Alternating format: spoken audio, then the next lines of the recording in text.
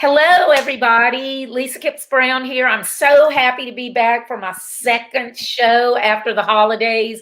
I was having withdrawal from being able to talk to awesome entrepreneurs all the time. And tonight I have a guest, Bill Bloom, who is the author of Retire as You Desire. And the awesome thing about Bill is, well, he wrote the book, obviously, but he's a financial planner and he can help you reach your goals for the future. But I love it that what we do overlaps because, Bill, I love to work with people who want to build a business that they can sell one day.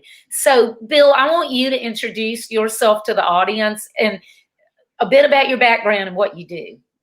Absolutely. Lisa, thank you so much for having me on your amazing show. I've loved a lot of your past guests and your shows, so I'm really honored to be here and part of your tribe. So everyone, I'm Bill Bloom. What I do on a day-to-day basis is I help people, plan to not run out of money in retirement.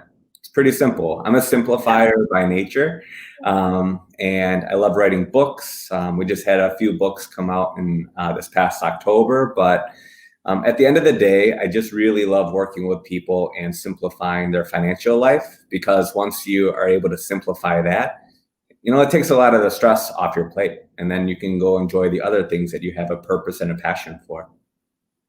That's perfect, Bill. You were so right. When you can simplify it, it seems manageable.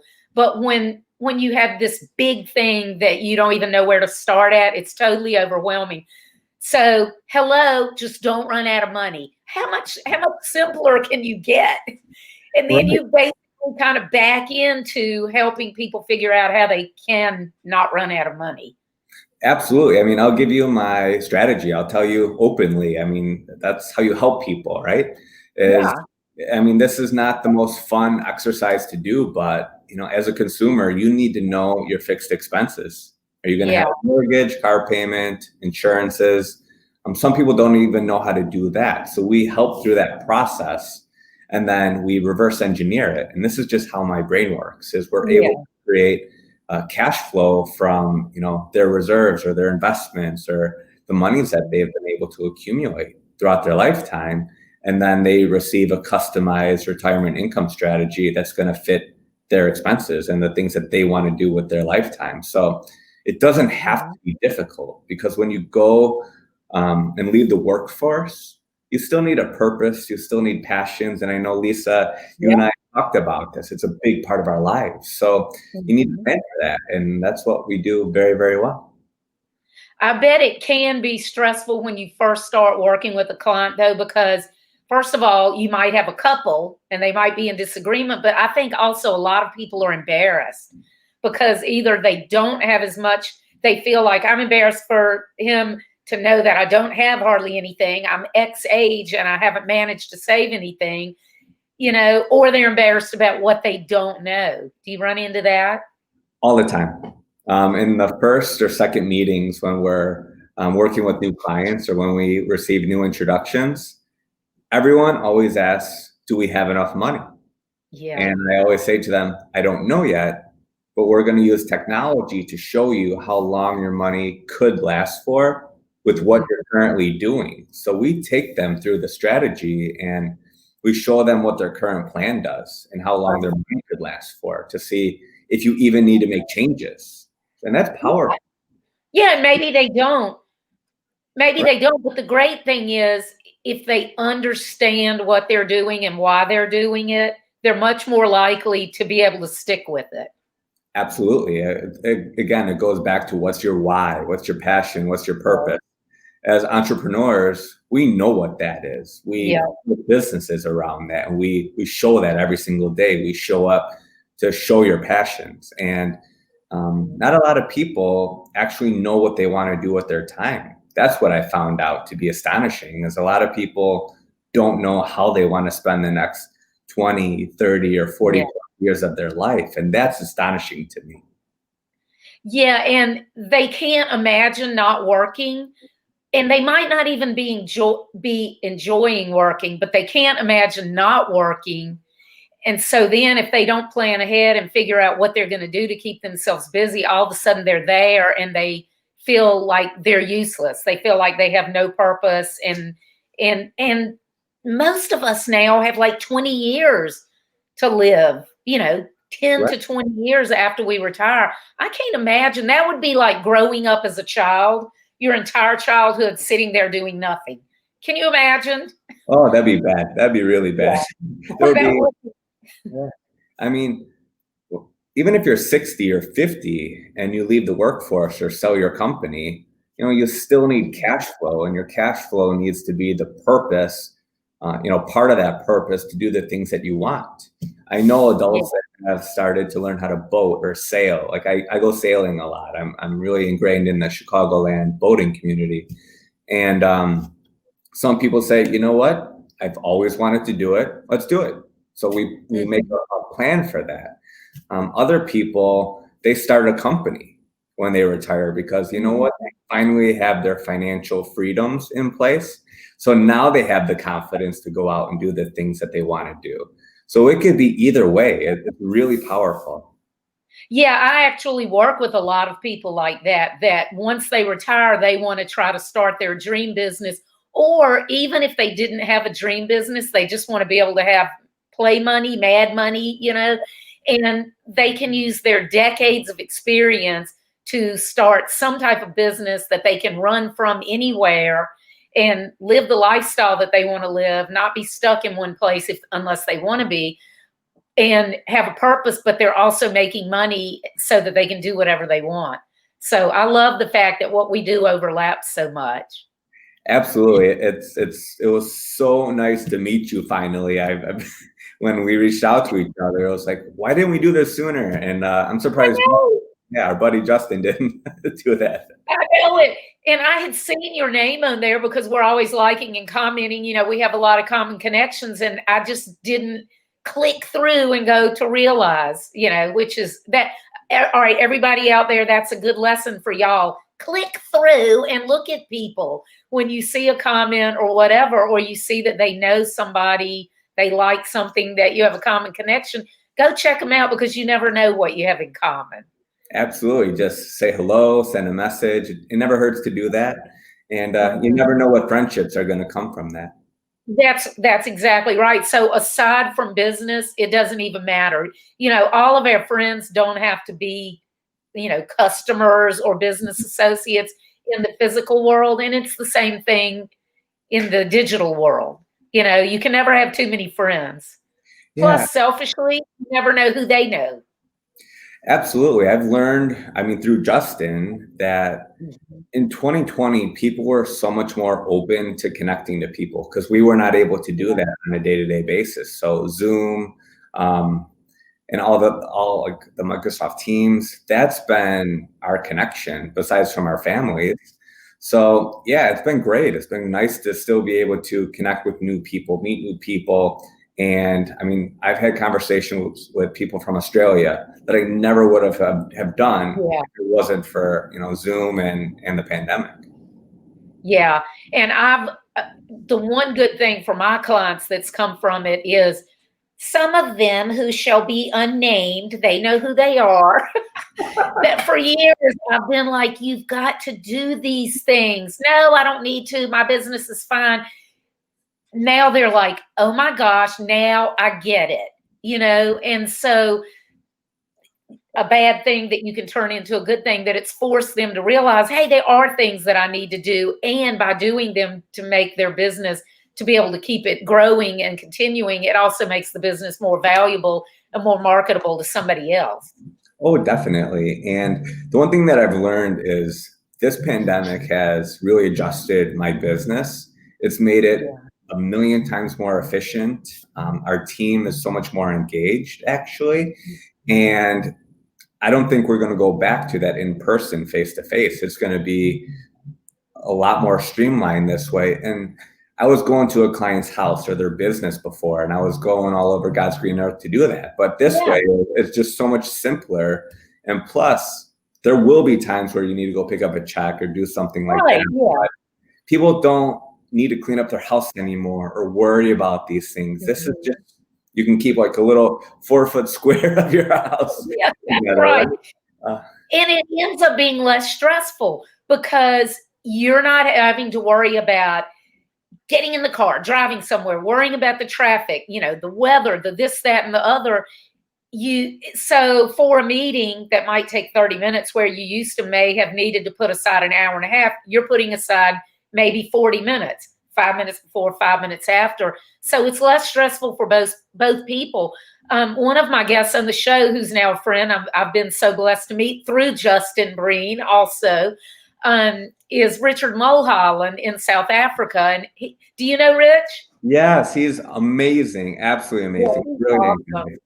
So he said, he obviously, used to do everything in person. And he said, after this, when everything opens back up, he said, I'm still going to, all of my meetings are going to be via Zoom, unless they just want to get together, like for lunch or whatever, or if they have to get together, like you mentioned, because it's so much more efficient for both people or for a group of people. Why not do it that way?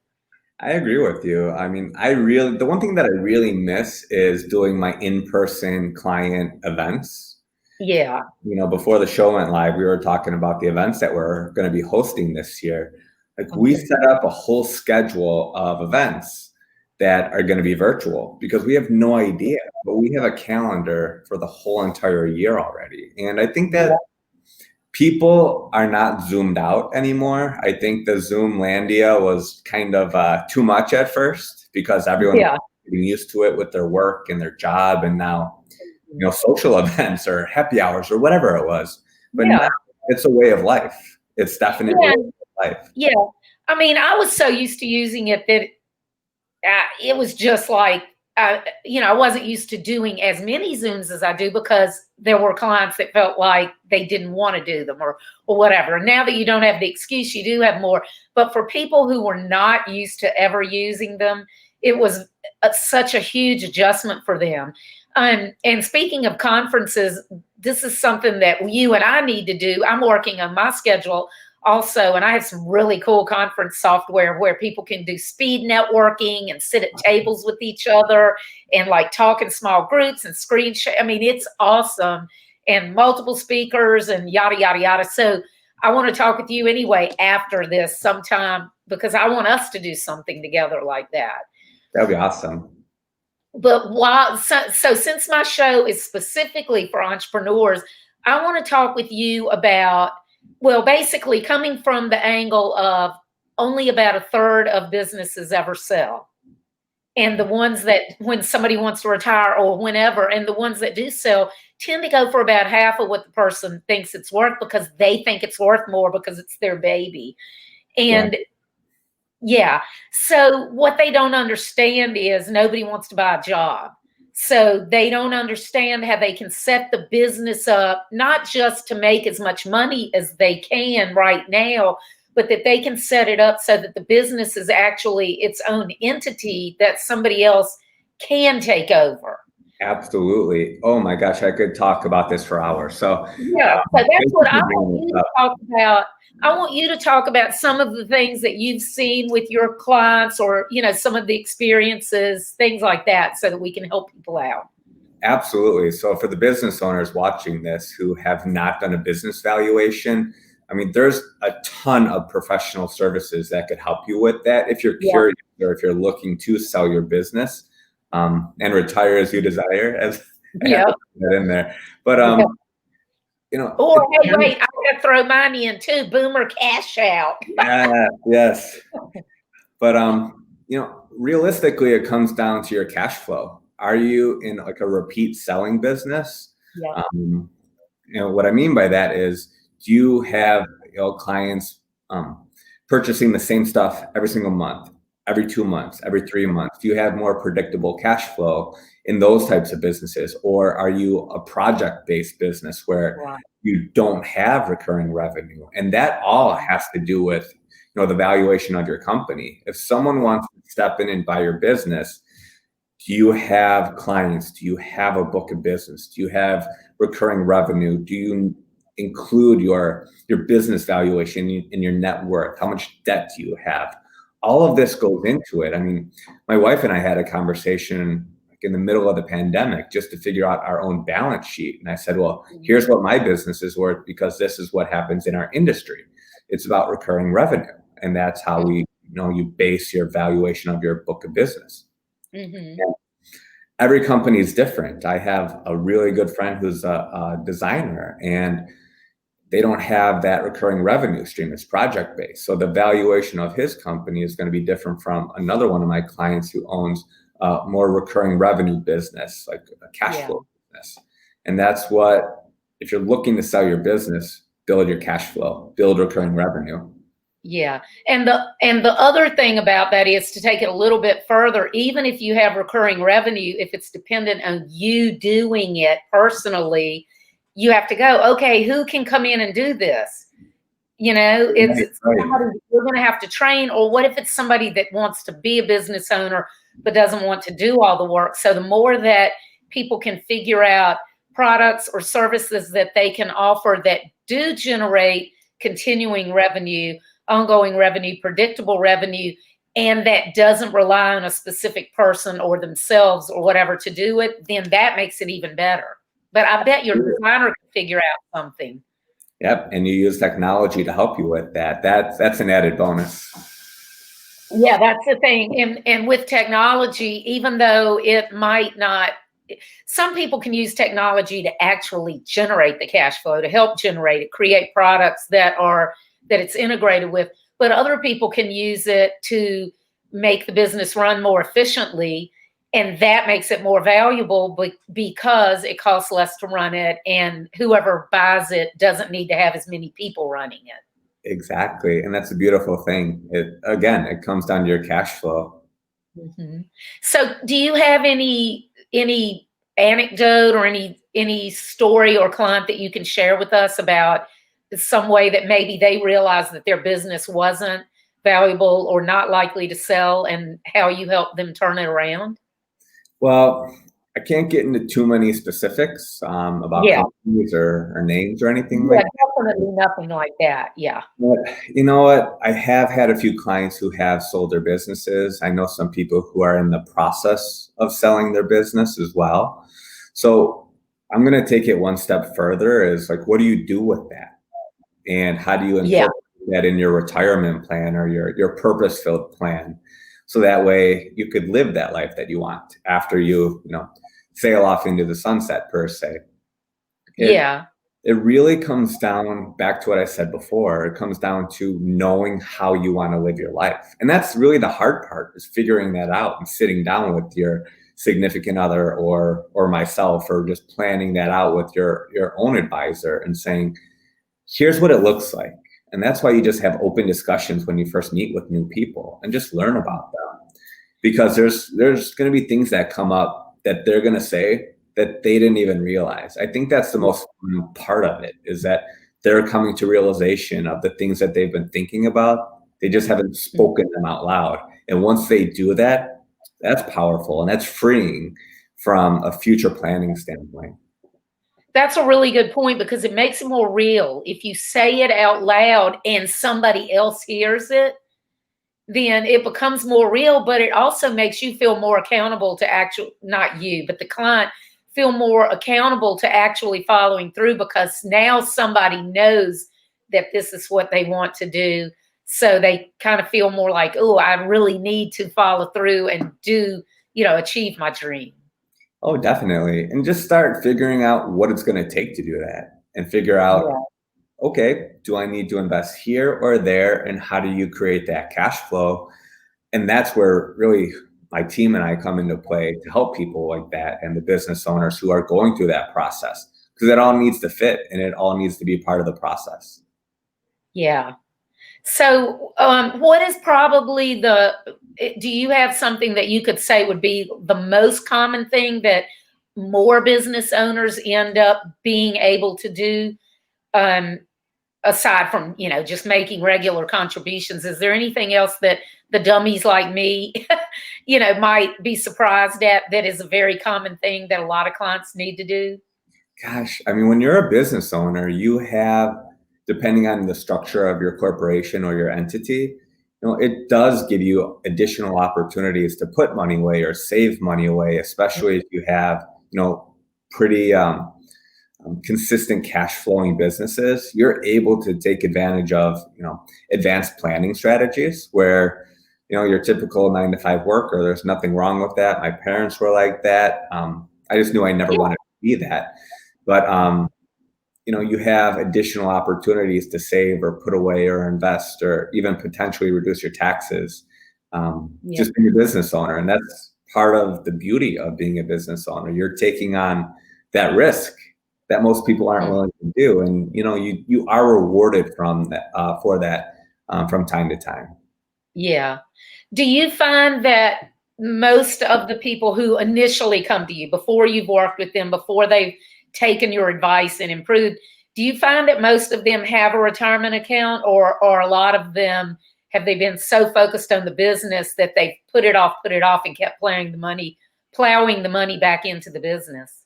The majority of the people who I work with, they have retirement accounts, or they have set up stock accounts or other investment accounts already.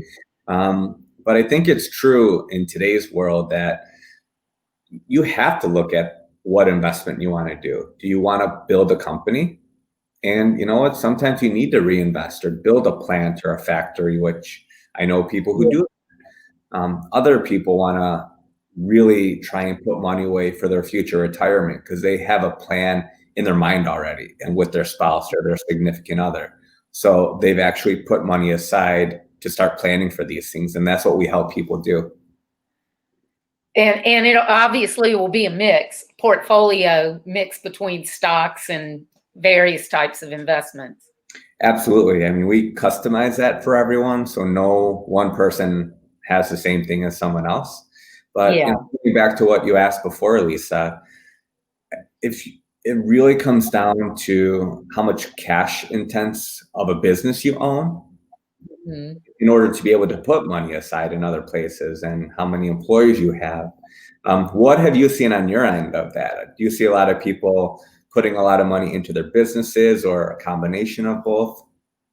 A combination of both, but to be honest, I don't get into the personal finance part that you do. I'm more from the angle of technology and revenue streams and how can we make it more valuable. But, friends and acquaintances, I would say it's a real mix. But I know a lot of small business owners in particular tend to think, even if they are investing in mutual funds or whatever, they tend to think that they either think their business is more marketable and more valuable than it is, or maybe they don't even think it is, but it always seems like you have forever to start saving. And then all of a sudden you look around and you're like, oh my gosh. I mean, I'm 59, Bill. So, Wow. Somebody like me would go, oh my gosh, hello, I'm out of time. You know what I'm saying? And so I think sadly there are too many small business owners like that. Yeah, I mean, a lot of small business owners have been struggling right now too. So putting money into their 401k or their retirement contributions may not be happening this year, or even last year in 2020. So therefore, I mean, it's really difficult. It's really, really hard to not have that cash flowing business. So if you're a business owner listening to this right now, I would really think about ways that you can create recurring revenue for your business. So I listened to a podcast the other day, and they talked about repurchase business, like invest in or create repurchase businesses. It was one of the founders of Paul Mitchell, and talked about, the reason why they created that is because people are going to buy the hair products. I mean, I won't, but people will always continuously buy that if they like your product, and you're going to grow your business that way. And that's how they've done that into multi-billion-dollar companies. So that was a big takeaway, is recurring revenue. Yeah, and any type of business can create some type of recurring revenue, especially when you throw technology in the mix. The problem is most of us don't have much imagination. And I think most business owners tend to look around at the businesses that are in their industry, and they are like, okay, this is what everybody else is doing. This is what I need to be doing, instead of stealing ideas from other industries. industries that aren't even related, like the hair care products. Okay, right. I'm basically an outsourced chief web officer. Hello, but what can I steal from the idea of the hair care products, and how can I translate that over into my industry and turn that into a product, or use that idea?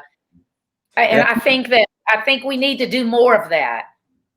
I agree. I mean, let's face it, we're in a subscription world mindset now. Look at Netflix, look at Zoom. I mean, you pay for all these things every month. So it's really easy to put things on your credit card, right? That's one of the issues. And what it's there, right? Right, exactly. But that's why companies are like, oh, well, if you subscribe to this and pay every single month, you get it so much less. Not Netflix and stuff, because you pay that every month anyway, but a lot of things like software licenses. If you go on and pay for the year or whatever, you get it for so much less, because they have the money all up front, but they know you're on there. And, once you're on there, a lot of people tend to not cancel, but it's just more predictable anyway.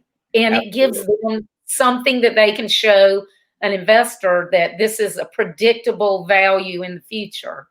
Exactly. You're just creating cash confidence in your business. And Dan Sullivan, my mentor from Strategic Coach, says that all the time. You need cash confidence to be creative and go out and create new opportunities and new products. And that's where you're going to see growth. That's where growth comes from, is that innovation. Yeah. And so if you think about from your point of view, you, the business owner, you need cash confidence so that, as Bill said, you feel comfortable in investing. But you got to remember that anyone who wants to buy your business is going to want cash confidence when they buy your business. They can't just go, oh, yeah, here's X number of hundreds of thousands of or millions of dollars. Yeah, you have an awesome business, I'm going to buy it. They have to know that 6 months from now, or a year from now, 2 years from now, that if they are a reasonably competent business owner, that the business, is sustainable and viable, not that it's totally reliant on you as the business owner. Absolutely. I mean, there's that term entrepreneur that's thrown out all over the industry, right? And those are the people who want to be business owners, but I think of that term in a much different way. I think of it as someone who wants to do too much, or who is doing too much. Yeah. You need to find your who's. And what I mean by that are the people who can help you and take the things off of your plate. Because let's face it, you and I and everyone else who's watching this are probably only good at 2 to 3 things maximum, like really, really good at things that give you energy and that fire to get up out of bed and go change the world and go help people. And you need to really have a team around you to do all the other things that you're not good at. So it's a new year. We're starting fresh. It's the 7th of January. Before you go to bed tonight, write down all the things you do on a day-to-day basis. Take out a piece of paper, do your activity inventory.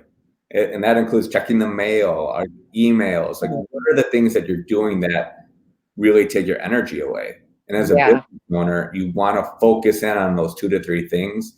There are a lot of people who are looking for help, a lot of people looking for work, and start trying to hire and put those pieces into place to really support you, because you're not good at everything. And that's where that entrepreneur term comes in my mind. That's how I think of it. Yeah, I agree with you. And that's a huge point, because, think about what are the things that if you have to do when you get up, you're like, yeah.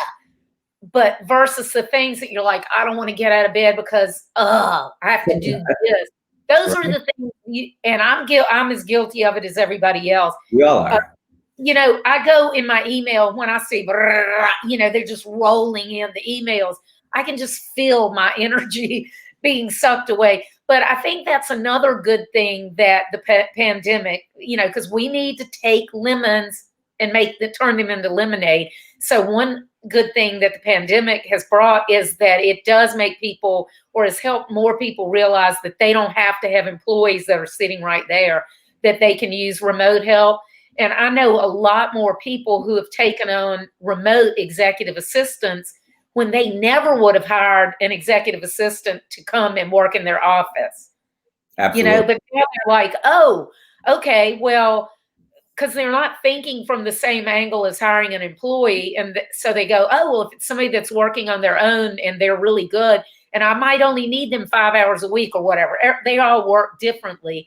But I think that's one thing that I've seen a lot of, is people being more willing to give up control of every little piece. I mean, once you realize that, that's where you're going to see growth, actually, because it's going to free you up to be in your unique ability and to do the things that actually give you energy and things that you love doing.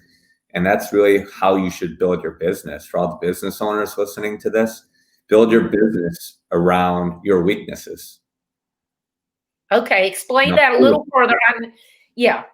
Explain it a little further, because most people are going to say, oh, well, I shouldn't build it around my strengths. So explain, just in case that confused them. So when you go, it's just rephrasing, build around your strengths. You should know those 2 to 3 things that you're good at. When you sit down and do your activity inventory, this is something that I learned at Strategic Coach. And you go through and you circle the 2 to 3 things that actually give you the most energy on there. You could have 50 things on your list, and you're going to sit down and say, whoa, this is way too much. You should, I mean, Justin Breen and I talk about that every single time we talk. It's this morning too. It's like, you should only be doing 2 to 3 things. What's your unique ability, and focus on that. So what I meant earlier about hiring and building your business around your weaknesses, finding your who's, the people who love doing the things that you hate. And really find people who are engaged, because if you hate doing one task, I can almost promise you someone loves doing that. Exactly. There's always somebody that loves doing it. The very things that, as I said a few minutes ago, my soul dry, there's somebody else that it invigorates them. Oh yeah. I mean, you could hire someone to just monitor all your emails and free you up from that completely, and just give you, like, here's the important ones that you need to work through for the next hour, and just set an hour of time a day. Then you're freed up. Yeah. And think of all the time that just little things save. If you think about, if it only takes 5 minutes, well, once there are 10 things that take 5 minutes, you've blown an hour. And it never takes 5 minutes, because you have the time going into it, the time coming out of it, and switching between tasks and all that.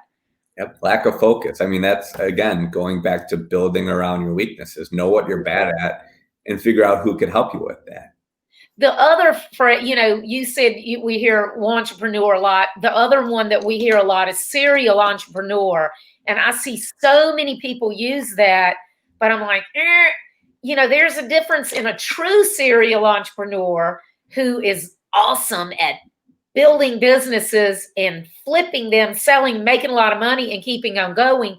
And in people that go from thing to thing to thing, and I know quite a few people that call themselves serial entrepreneurs, but I'm like, okay, well, it's not really a good thing in their case, because they're more like doing too many things at one time, and they're not excelling at anything. They're just jumping from thing to thing. Yeah, I think that goes back to, if you've ever taken your Colby, I would highly recommend that you do that. I've done that. Like, I'm a 5582, and I'm a quick start. So, like, when ideas come up, I'm the person to go boom, boom, boom, boom, boom, kind of all over the place, but in a good way. It's like a controlled way. Yeah. I bet those people who are those serial entrepreneurs who are not really focused, they probably have a very high quick start, and they don't have follow through or implementation. So you need to understand yourself and understand how your brain works in order to build people around those roles too.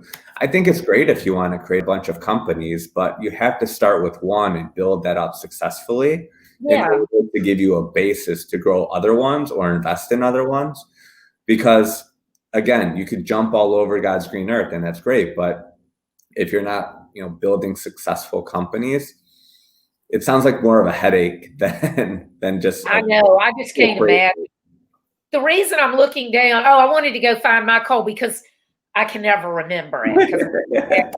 Mine is, I think this is mine, 4293. I knew you were a quick start, a 5582. Okay, so you're a bit more balanced than I am. Well, we have different strengths.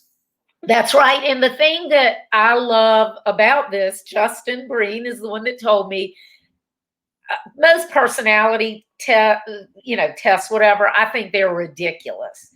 But this I thought was so interesting because it is about how you think and how your brain thinks and processes and what motivates you or whatever, less than I just think that a lot of the other ones are just confusing.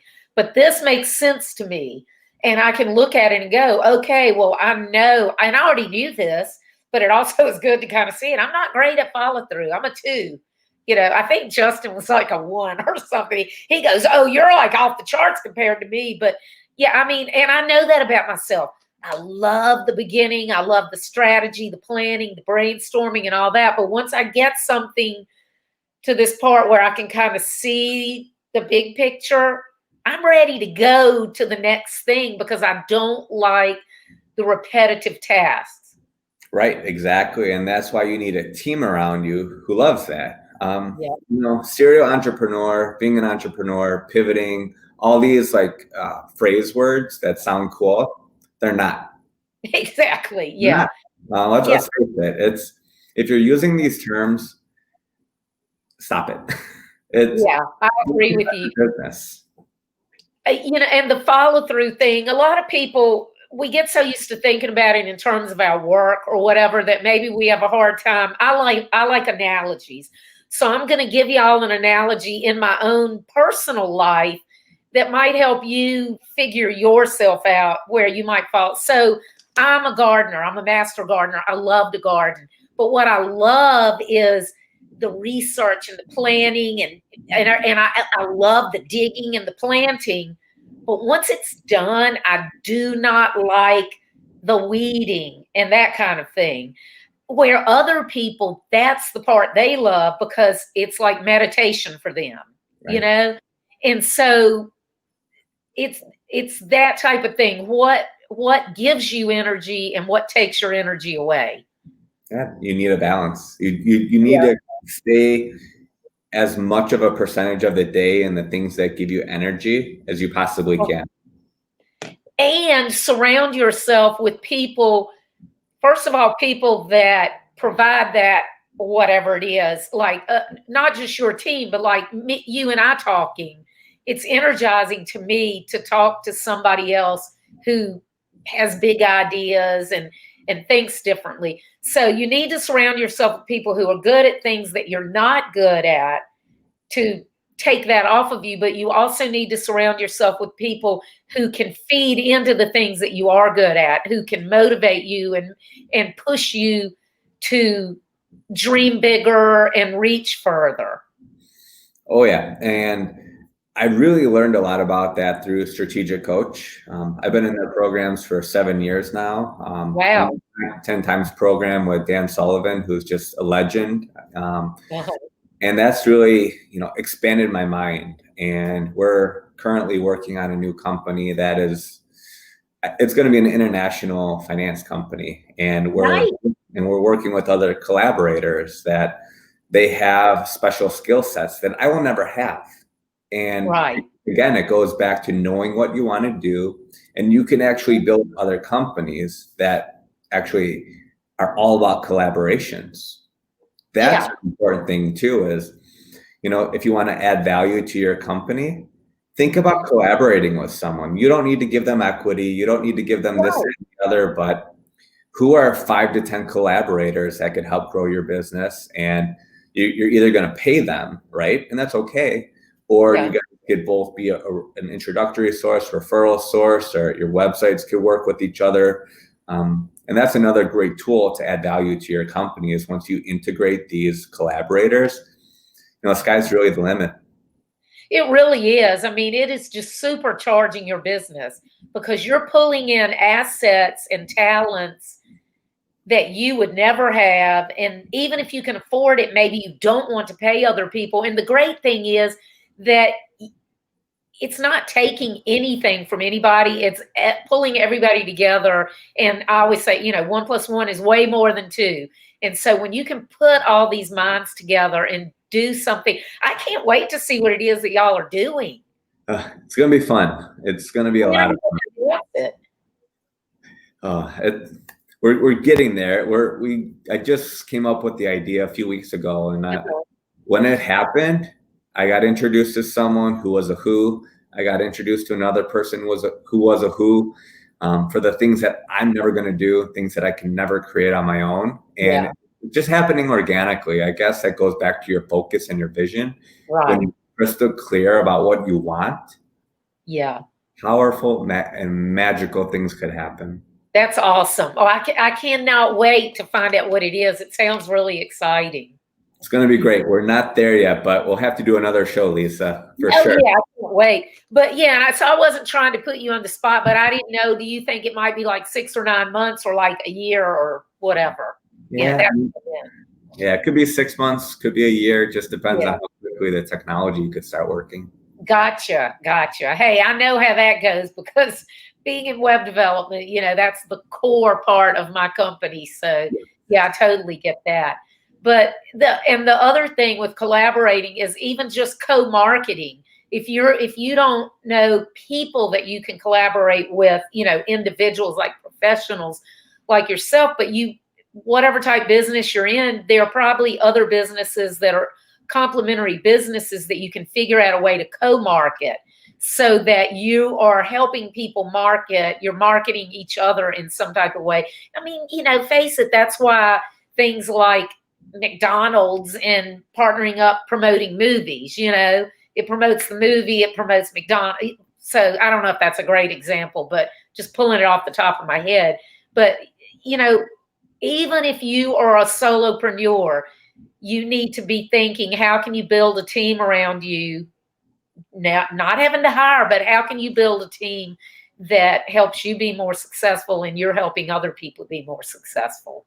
Oh yeah, because I mean, all the solopreneurs out there, I mean, I was one when I started my company. I thought I had to wear all the hats, and I was so wrong. I was so incredibly wrong. I wish I would have done things a million times differently, but I was 28 when I started my company. I didn't know a lot. I just started a strategic coach, and now I've been able to build, a great team around me. But, a solopreneur, there's nothing wrong with that, but you're going to get to a point, and I've seen this with a lot of friends. You could really make about $500,000. I'm just throwing this number out there from what I've seen and experienced on your own, because you're limited on time. You're more of that entrepreneur, like I said earlier. You need to find the people who could raise you up, and could almost tell you right now, there's plenty of things that you don't like doing, and you should stop doing them immediately. Find your who. Even outsource it. You don't even need to hire someone directly. Exactly. And there are people who can do almost every task that you would need, who can do it remotely. Something you just said that before that, about the 500,000. It's true, because everybody has a limit. You only have a certain number of hours a day, unless you invent something that you're getting royalties from. Right. Or create something that you're getting royalties from for the rest of your life. You basically, if you're a solopreneur, and this is not to cut it down because that's what a lot of people want, but you basically have a job and you can make as much money as possible. If you think about an hourly worker, they can work overtime and all that. And I'm not cutting down anybody, hourly workers, solopreneurs, whatever, because everybody has different goals and dreams.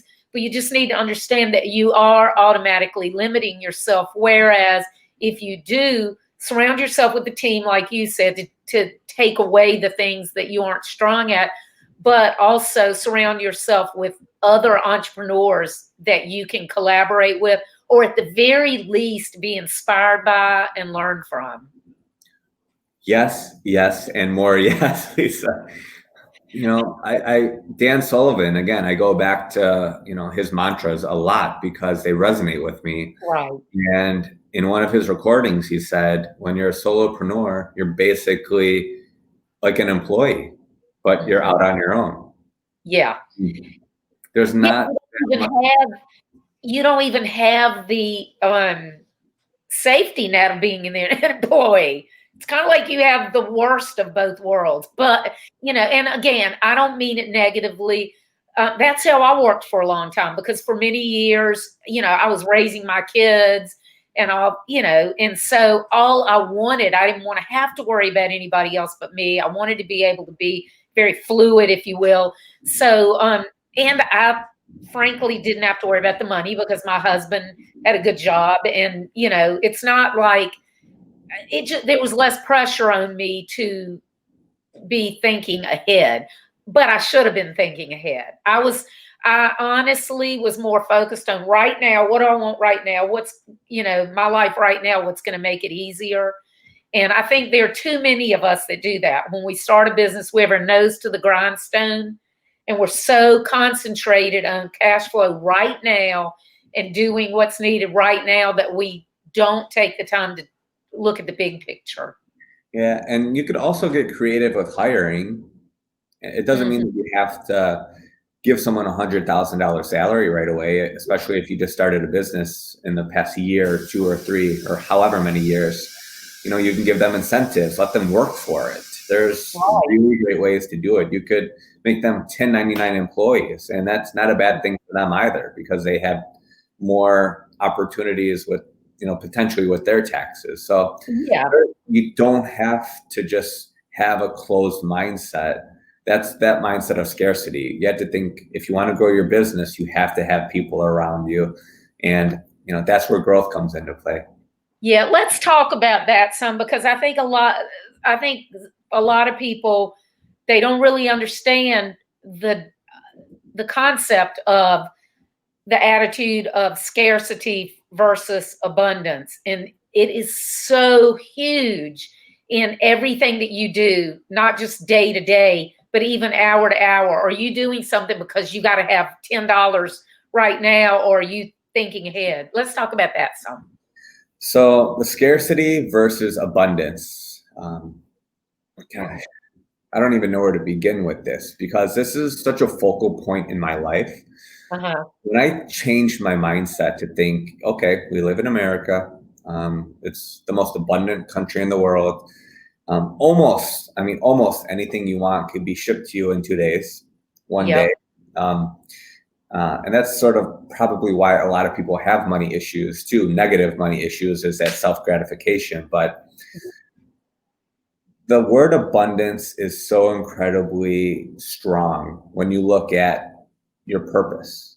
Because if you realize there's people all over the world that can help you, that can grow your business, who you can collaborate with, especially during this pandemic, especially with Zoom, you can make that happen. All you need to do is send people messages, send them an email, send them a note on LinkedIn. I mean, it's really not that difficult. And when you start thinking like that, there's plenty of money in the world, there's plenty of resources, and there's ways to get things done. And when you think in a scarcity mindset, you're negative. You're super negative. A lot of the times people are depressed in that sense too, where they're anxious because they're looking way too far out into the future. They're not present. And I think that it's a mindset as well. Yeah, I agree. And I also look at it from the angle, there's so many people that feel like they have to have so many clients and so much. And it's like, no, you just need the right clients. And they're afraid of competition. It's like, I tell people there is plenty of business out there. There's plenty of business to go around, because you are not right for everybody and they are not right for you or whatever. So if everybody learns to target what it is they're good at, the type of people that they're good at working with, and vice versa, I think that also helps with that mindset of abundance. Stop being desperate to take anything and realize, hey, the world is your oyster. Not to sound too cliche, but yes. Well, that's so true. You don't need every single person as your client. I mean, there's almost 8 billion people on this planet. 8 billion. You don't want 8 billion clients. I mean, you probably don't have the infrastructure for that. I mean, even Amazon probably doesn't have the infrastructure for that. You need the right clients. You may only need 100 or 200 people out of 8 billion. Yeah. You may need 1,000 out of 8 billion. There's ways to do things. And once you start thinking like that, how many do I need? How many do I want? What are my goals? Then you can really focus in on that and deliver better value for a specific group of clients instead of trying to be everything to everyone, because you never will. That's right. And talking about Zoom and everything, it's in the pandemic, not only has it made people more, likely to talk with you on Zoom and everything, but it's made people who normally may have been out of reach and may would have just whatever, and not been willing to engage. It's kind of pulled everybody down a little. It kind of shook everybody up. So a lot of people that you may feel like are out of your reach, why would they ever want to talk with me? You might be surprised at the people who would respond and that you really would end up clicking with. So y'all need to get over that feeling of intimidation, but you also don't need to have 50,000 connections. There's so many people that are like, I just want all these connections. Well, hello, why do you need all those? You only need the right connections, really. Because if you have one awesome connection that ends up opening a lot of doors, introducing you to other people, or even if they don't do that, but they feed your energy, that's so much more valuable than having 10,000 connections that you don't interact with at all. Yeah, I mean, that goes back to those 2 to 3 things that you're really good at. You have that small group of friends that inspire you. That's why Justin Breen and I talk every 2 weeks. Like, we have an ongoing meeting just to say hello, check in. What are you doing? Here's what I'm doing. What are your ideas? And we always come up with, okay, I want to introduce you to this person or this person. Justin is much better at that than I am. That's how his brain works. And that's why he has his amazing company. And that's why they're doing so well. But that's a great idea, though. But do y'all have like a standing meeting? Or do you say is it like every week at a certain day or time, or do you set it like ahead of time? How do you do it? Whenever we finish our meeting, we set one up for 2 weeks later. Okay. Because our weeks are always different. That's how we do it.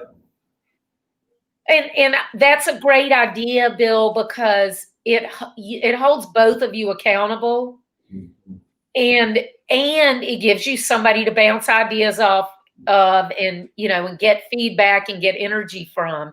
And the fact that you go on and make that appointment, you will follow through. Where if you're like, okay, well, we'll catch up with each other the week after next, but you don't set the appointment, it never happens because you're always too busy. Exactly. And you forget, because you could have your phone, you could have your family, your kids, things come up, business comes up, other clients, new opportunities. That's right. Why, you set it down, you set it up, you write it down, and just take care of business. Yep. Part of what we're talking about with abundance and talking about meeting people too, it's the 6 degrees of Kevin Bacon or whatever you want to call it. You never know who knows somebody. You would be amazed, even 2 or 3 levels out from you, the people that even your friends that you might not realize who they know. I mean, I've got family that knows some of the most famous people in the world. I don't know them, but all I'm saying is you just never know what connections might bring and how people might be able to help each other.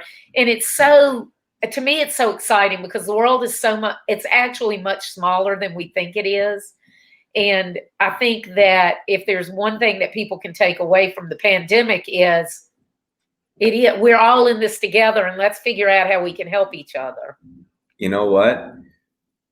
You're 100% correct. When I was talking to a few people about starting the new company that we're doing, I said, I need this, this, and this. These are my who's that I'm looking for help with.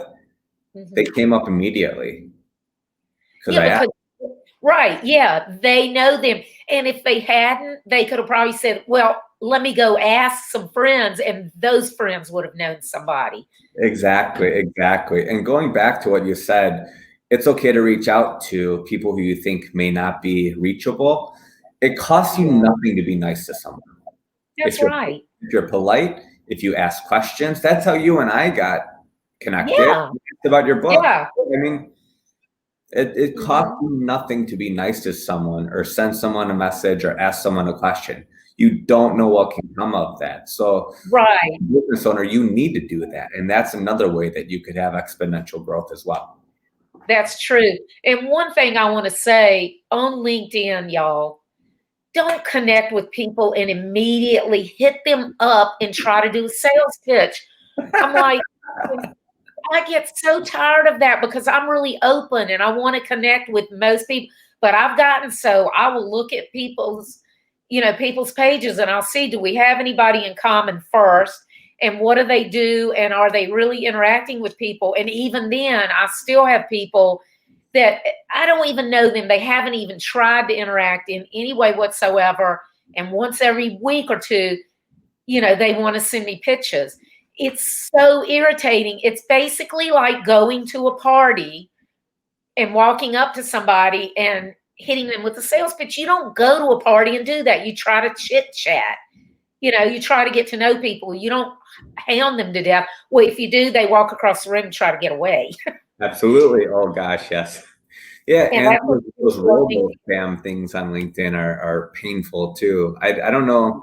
That's like so many people have created companies about that, and in my world, I don't think that works. It's all about relationships, and it could be like more of a salesy thing, but I just don't get that. I totally agree. I'm like, yes, it is a numbers thing, but it's not a numbers thing in my world because those are not the relationships that I want. I have a couple of connections that I think it's Friday, all of a sudden, so-and-so liked your post. Like.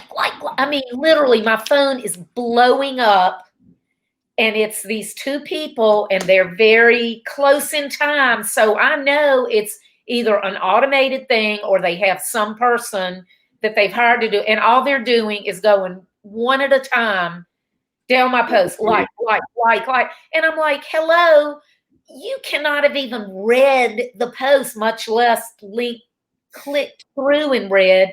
And so not only do I know it's not genuine, you don't like it, you have no clue what you're even looking at. It's also extremely annoying and disruptive to me because my phone is blowing up. And, usually I have my phone on vibrate because I can't stand, the noise interrupting me. But even the vibrate, you hear, so it's like, bzz, bzz. If y'all are doing that, you need to stop right now. I have no notifications on my phone besides text messaging and WhatsApp. None. Because I would not be able to concentrate. And you're a high quick start, Lisa. So those are like huge distractions for people like us. That is true. That's a really good point. There are a lot of things that I need to turn the notifications off because I am the type, something like that, I just get annoyed and ignore it. But even if it's something legitimate that comes through, hello, that shouldn't take priority over what I'm already working on unless it's an emergency for a current client, otherwise, or family. But otherwise, I shouldn't even be putting my eyeballs on it because it's taking me off of task. Yeah, that's my pleasure. But that's great advice for your listeners, for all the business owners here. You don't need to be like this all day long. Yeah. And I'm not on the phone a lot, but if it is buzzing and I'm looking at it, even if I'm not acting on it. And I do that because I have a lot of clients that I'm really close with that will communicate in various ways, text message, Vox, or, things like that. And so that's why I have that up, but I need to limit it because it is very distracting. Yeah, it's distracting for all of us. And the phones are meant to be distracting. They want it to be distracting. And that's how they make their money. It cracks me up with Twitter. I'll get a notification. It'll be like, so-and-so just tweeted whatever. Well, I have my account, and then I also am an admin for my business account. So it'll be funny for me. It'll be like my company just shared or just tweeted. And I'm like, that was 24 hours ago. And it just cracks me up because it's just basically a way trying to get you to look at it. It's not like it's important. It's the same with the LinkedIn messages or your connections. Yep. It's the same exact thing. Drive you there. And the more you're able to limit that, the better off you're going to be, or set up 20 minutes of your day where that's all you do. Yeah. And move on to the next thing. So you use WhatsApp, and what's the other one that you have the notifications set up for? Just text messages. That's it. Oh, text messages and WhatsApp. Yeah. Yeah. Because I need to keep my text messages, because of family. That's how they contact me. They know not to call and never answer. I've had you for over an hour, so I need to let you go. But before we go, Bill, I want you to tell them where they can get your book and where they can find out more about you. Yeah, so Lisa, this has been an honor. So much fun. I hope we were able to give value, and always giving. Giving is the number one thing in life. So this is the new books that we just released. This is Money Habits for Success, and Justin Breen actually did the foreword for this. Oh, and nice. The Your Money Journal. And you can get them on Amazon. They're right there. You can get them electronically or paper or hardback or hardcover. So they're all there. And our company's website is www.bloomfinancialco.com. Nice. I'm so happy that you joined me here tonight. I had so much fun talking with you.